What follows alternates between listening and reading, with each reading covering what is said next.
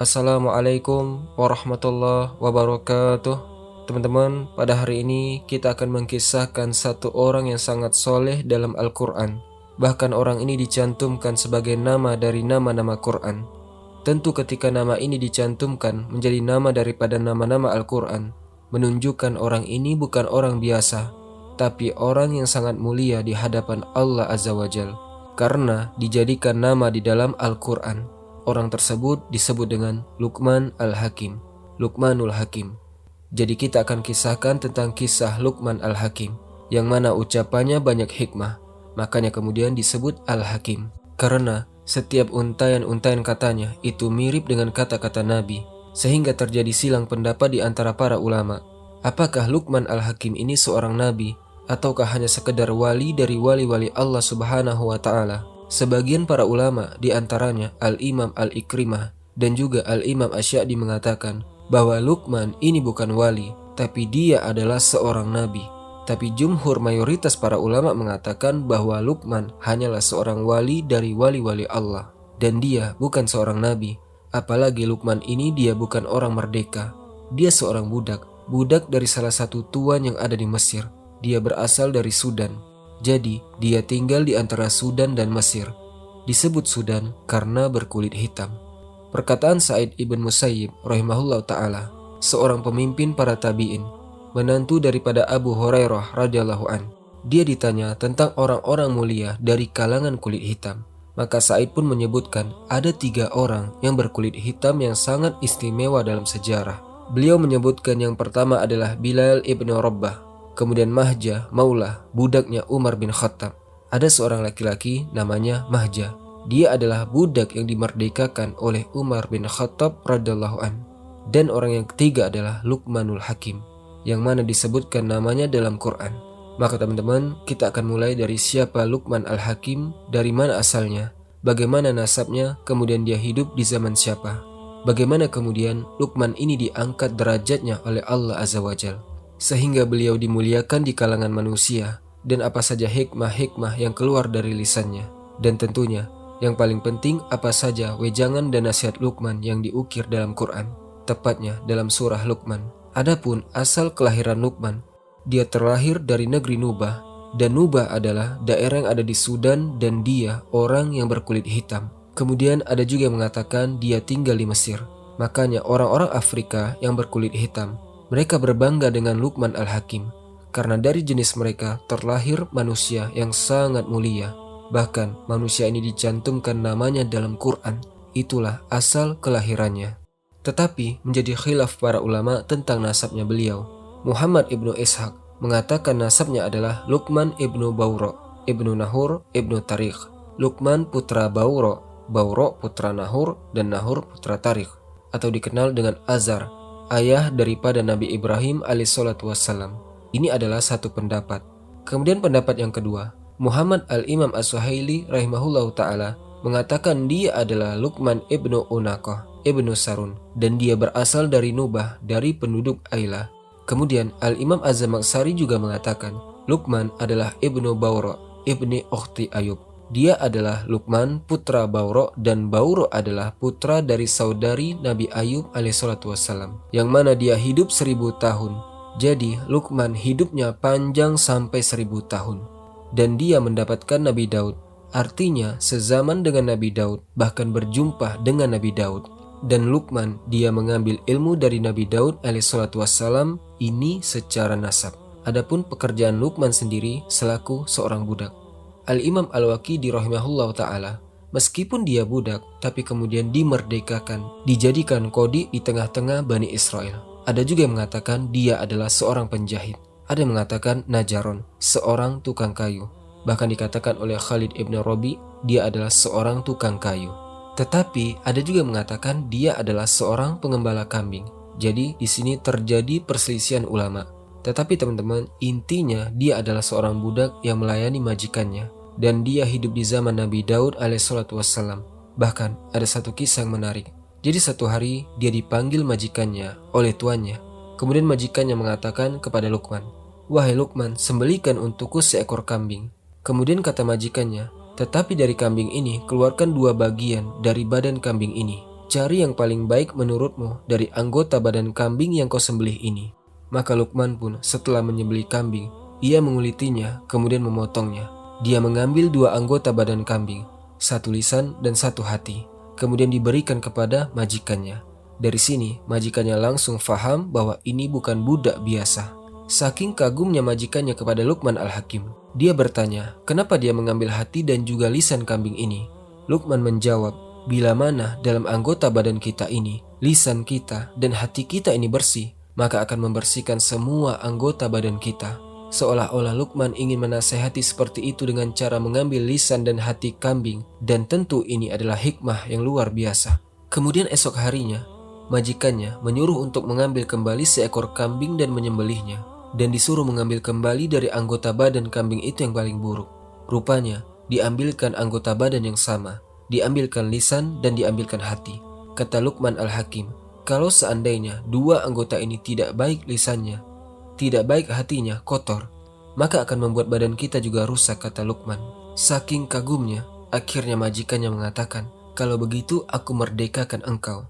Engkau merdeka karena wajah Allah Subhanahu wa Ta'ala. Setelah Luqmanul Hakim ini dimerdekakan oleh majikannya, entah kenapa dia kemudian pulang ke rumahnya. Semua manusia berkumpul di rumahnya. Dari mana-mana manusia datang berkumpul.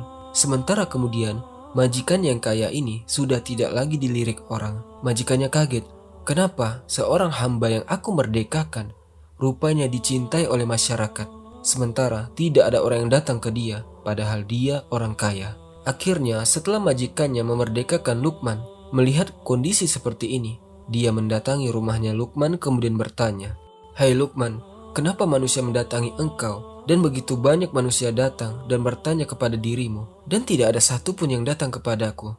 Maka Luqman menasihati majikannya, "Kau sehari-hari melakukan hal yang tidak bermanfaat, sehingga manusia tidak ada yang datang mengambil manfaat kepadamu. Sementara aku," kata Luqman, "berusaha meninggalkan sesuatu yang tidak bermanfaat untuk mengambil yang bermanfaat. Makanya manusia datang kepadaku untuk mengambil manfaatnya." Ini kan namanya hikmah. Kemudian Luqman pun melakukan safar. Dalam safarnya, dia akhirnya menjumpai Nabi Daud alaihissalam. Dia ingin belajar kepada Nabiullah Daud alaihissalam. Nabiullah Daud memang mencari seseorang yang bisa bekerja kepadanya, karena Daud itu kan membuka usaha pandai besi, dan dia punya mukjizat mampu untuk membuat alat-alat dari besi tanpa harus membakar dengan api. Jadi ketika melihat Luqmanul Hakim, maka dia mengajaknya untuk bekerja. Kemudian dia mulai mengambil besi, berusaha untuk membuat semacam senjata, atau mungkin semacam baju besi untuk perang. Di tengah-tengah Nabi Daud ini sedang mengerjakan sesuatu, Nabi Daud bertanya kepada Luqman, "Kenapa kau tidak bertanya tentang pekerjaanku?"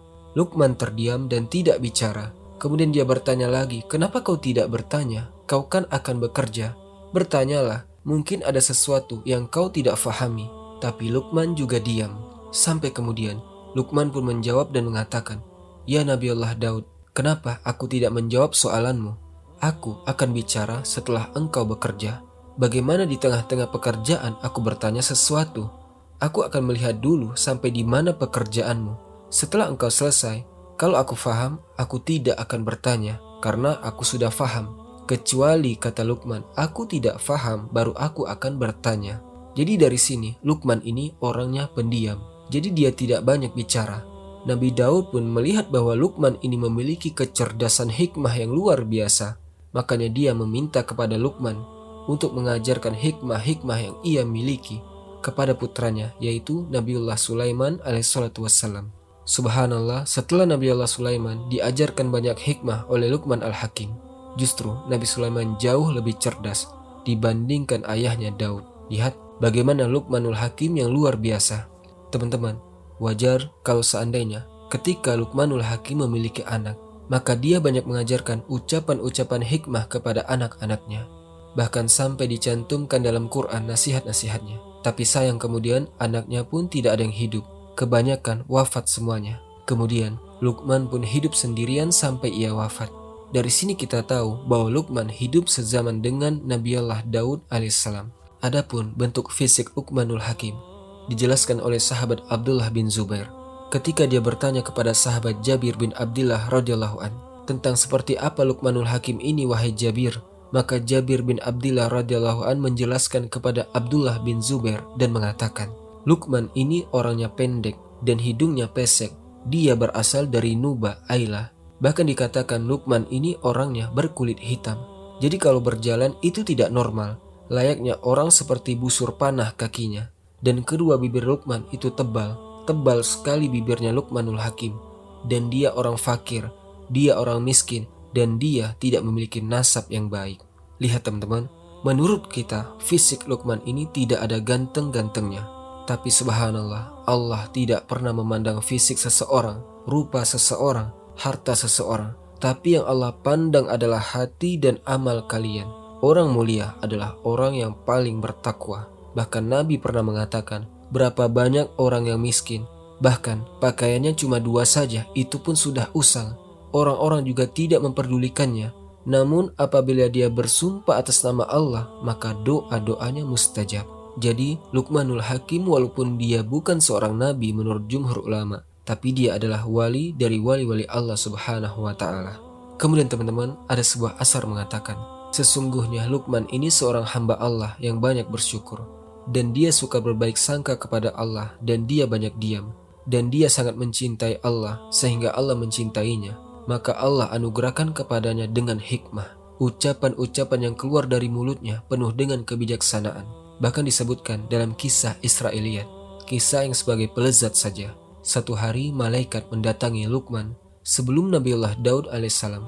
Kemudian malaikat Jibril mengatakan, wahai Luqman, kata Jibril, maukah engkau Allah jadikan pemimpin di permukaan bumi sehingga engkau bisa berhukum di tengah-tengah manusia dengan kebenaran?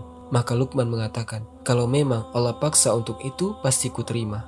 Kalau aku betul-betul menjadi hakim di tengah-tengah manusia, dan itu Allah yang paksa aku, pasti Allah tidak mungkin membiarkan aku. Pasti Dia akan mengajarkan aku. Pasti Allah akan menolongku. Tapi, kata Luqman, kalau hanya sekedar memilih saja, maka aku memohon kepada Allah subhanahu wa ta'ala, aku tidak mau ada bencana untukku. Maka Jibril mengatakan, ya Luqman, kenapa? Maka Luqman mengatakan, wahai Jibril, seorang hakim, seorang pemutus, itu di tempat kedudukan yang membahayakan orang. Bahkan boleh jadi itu tempat yang paling kotor. Kenapa demikian? Karena kedudukan itu akan membuat banyak kezoliman di sekitarnya. Wajar Luqmanul Hakim mengatakan di hadapan Jibril, di seputar hakim itu pasti banyak kezoliman dari mana-mana. Karena itu memang tempat empuk teman-teman.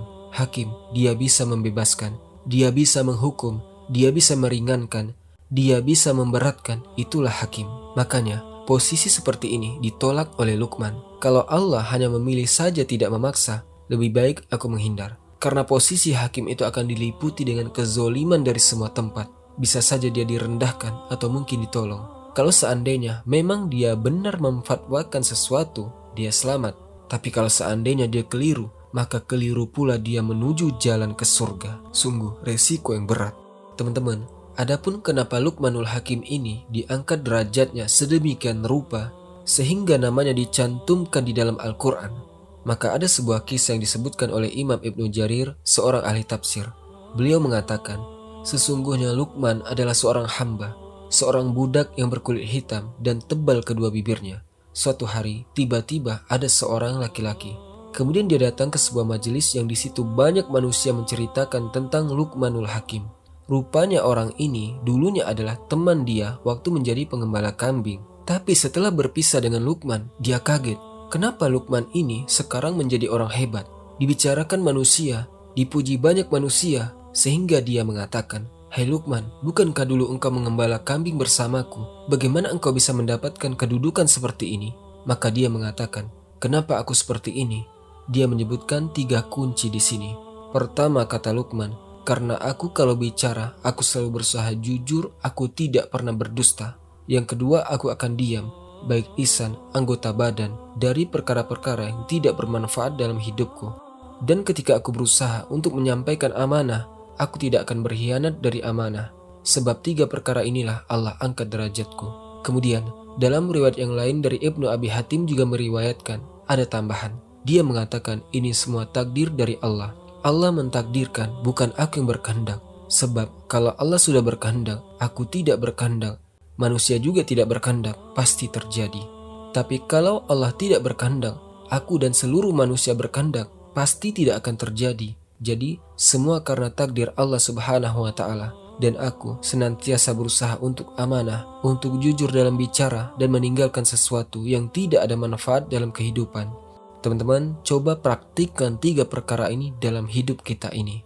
Maka Allah akan mengangkat derajat kita, seperti Allah mengangkat derajat Luqmanul Hakim, karena memang 3-tiganya ini berat dalam kehidupan. Teman-teman, Luqmanul Hakim memang tidak diceritakan bagaimana kematiannya, tetapi para ulama berselisih pendapat tentang di mana Luqmanul Hakim ini dikubur. Disebutkan dalam kitab Mu'jamul Buldan. Ada mengatakan bahwa Luqmanul Hakim itu dikubur di sekitar Buhairah Tobariyah. Buhairah Tobariyah itu artinya semacam danau Tobariyah yang ada di Palestina sana. Nah, di sekitar danau inilah Luqman dikuburkan. Tapi ada yang mengatakan bahwa dia tidak dikubur di situ, tapi dikubur di tempat Isa lahir. Di mana tempat Isa lahir? Bethlehem. Bahasa Arabnya Baitul Lahmid. Disitulah kemudian Luqman dikuburkan. Jadi ada yang mengatakan dia dikuburkan di negeri Yaman. Ada juga yang bilang dikuburkan di sebelah timur Baghdad. Wallahu alam. Kemudian teman-teman, di antara hikmah Luqmanul Hakim kepada anaknya disebutkan oleh Imam Malik dalam Watha'nya. Beliau menukilkan perkataan kepada anaknya. Salah satunya adalah kata Luqman kepada anaknya, "Ya bunayya, wahai putraku, ambillah ketaatanmu kepada Allah sebagai bentuk jual belimu kepada Allah.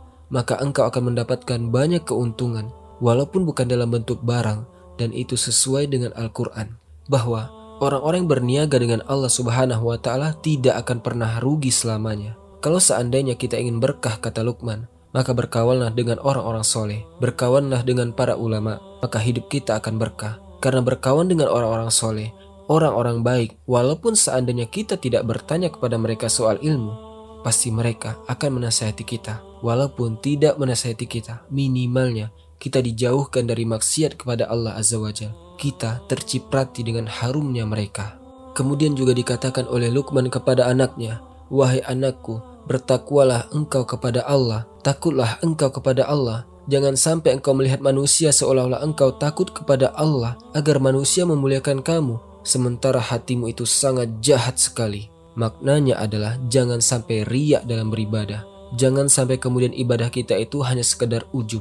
Makanya ada istilah para ulama, seseorang yang berdosa, ahli maksiat, dia menyesal dengan kemaksiatannya, namun dia menangis karena takut diazab oleh Allah Azza wa Jalla. Itu lebih baik dibandingkan ahli ibadah yang tidak pernah maksiat, tapi ujub dengan ibadahnya. Allah Subhanahu wa Ta'ala berfirman dalam surah Luqman, bagaimana Luqman ini menasihati putranya dan dicatat dalam Quran.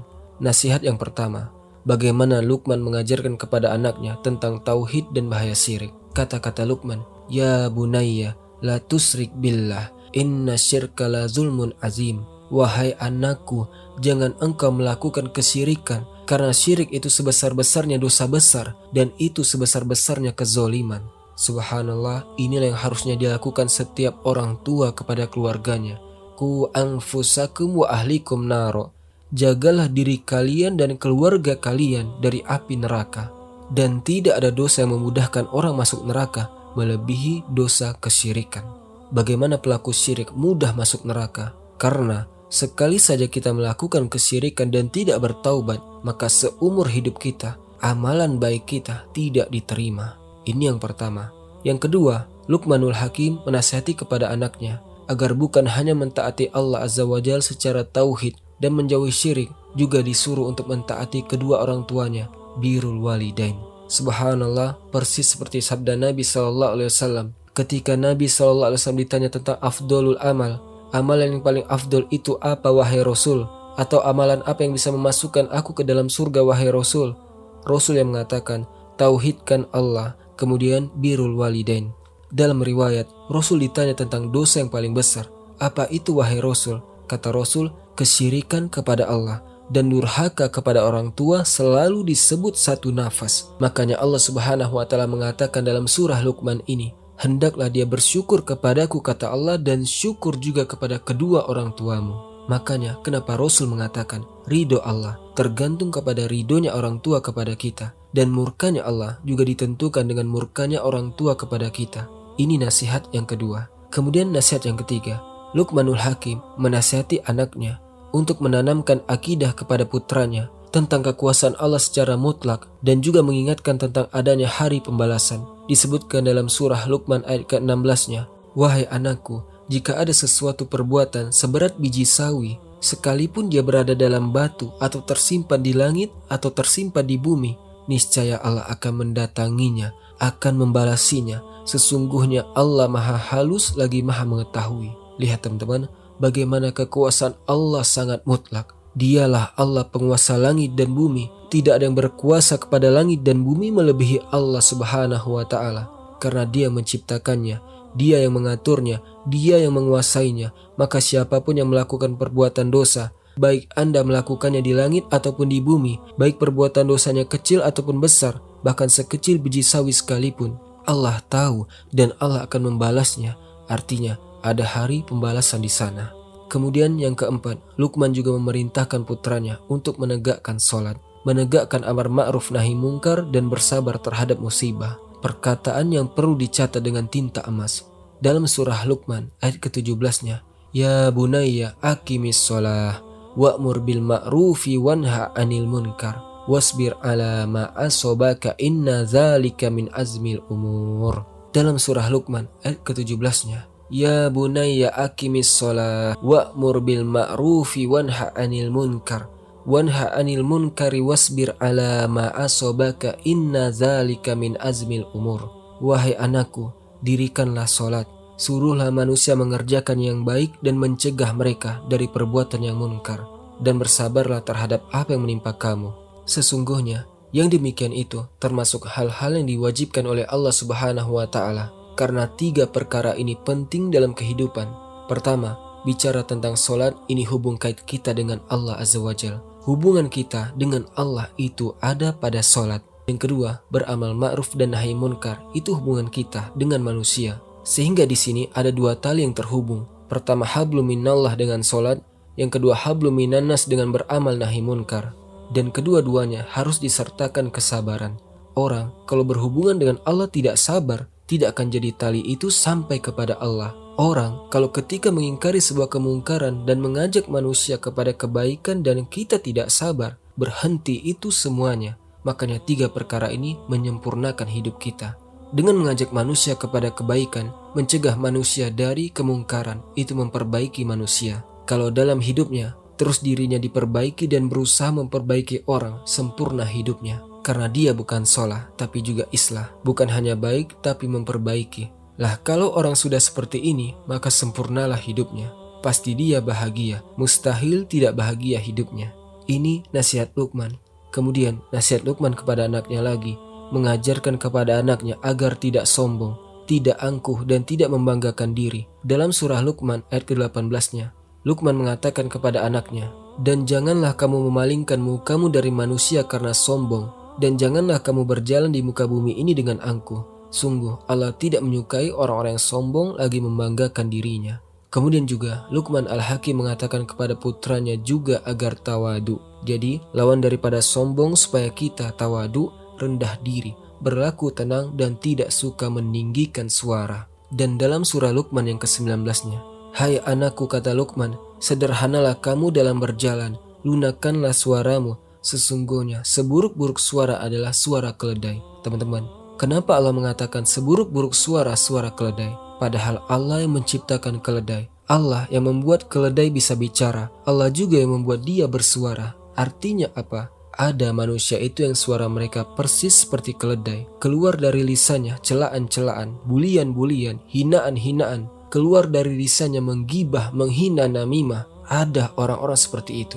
Lah yang menciptakan kita Allah, yang menciptakan suara kita Allah. Tapi ada juga Allah menciptakan orang-orang itu yang kasar dalam ucapannya. Maka Luqmanul Hakim mengingatkan, menasehati putranya jangan sombong, rendah diri, tenang, tidak perlu tergesa-gesa, dan rendahkan suara. Inilah nasihat-nasihat emas Luqman kepada anaknya. Semoga ada manfaatnya. Lebih kurangnya saya mohon maaf. Barakallahu fikum. Assalamualaikum warahmatullahi wabarakatuh.